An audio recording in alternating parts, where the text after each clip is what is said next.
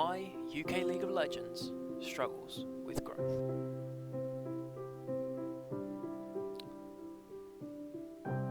Firstly, let's have a look at this. Say you're watching from home, and you're just watching League of Legends in general. You're part of the crowd, the hundreds of thousands of people that view esports every day. Now, for that one person who's from the UK, they may ask why the UK, struggles. Well, we've broken it down into viewership, investment, and engagement. Now, when you're part of the UK community, especially within League of Legends, you may be asking, well, where are the sponsors? And, well, where's the more content and memes? So, we're going to try and break this down. Firstly, we have a look at the viewership. For our first example, we're going to start with 100 esports fans based in the UK and how they basically go through the funnel to find their particular game.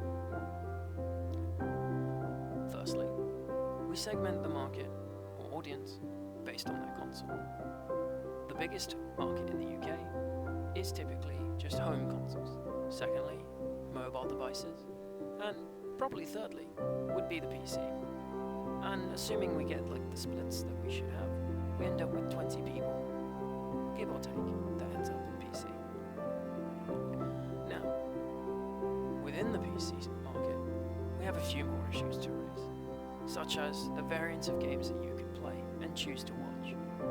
Firstly, CSGO, League of Legends, alongside others that are on a smaller scale such as PUBG, or even Rainbow Six.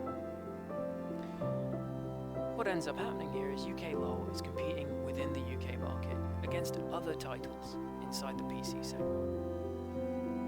This effect in the funnel, what it ends up creating is we started with 100 people, and now, well, you might only be left with 1 or 2. Viewers are funneled through this UK esports umbrella.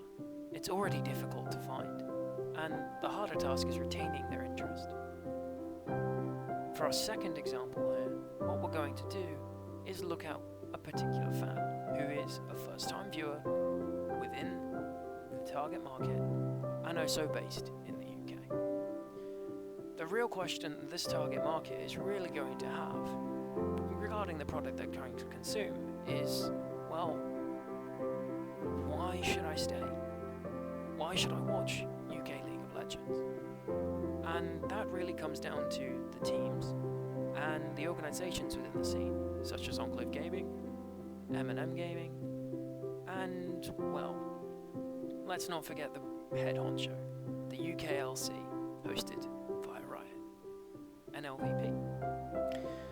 Organisations and providers create the storylines, these storylines that tie into content. This content keeps fans engaged. And hopefully, the fans return, thus growing the viewership. There's a few issues with this though, and teams really are good at creating content in the UK and attempting to funnel more viewers. However, they still struggle on various aspects. One of them we can compare to football. When the Premier League was created, it became the top tier league in England, and it was broadcasted in English as the top tier, and everyone viewed it in English. Now, you may ask how that compares to League of Legends.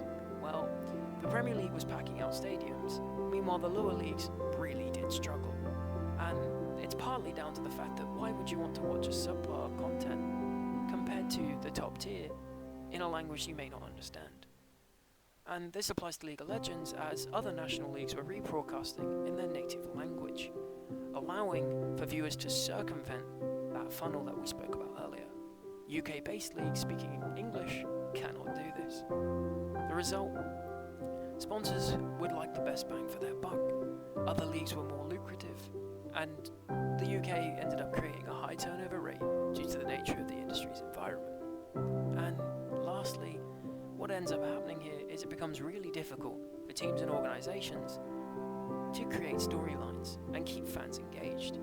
You end up in a predominant loop where you're stuck with a low viewership and you can't keep fans engaged very easily.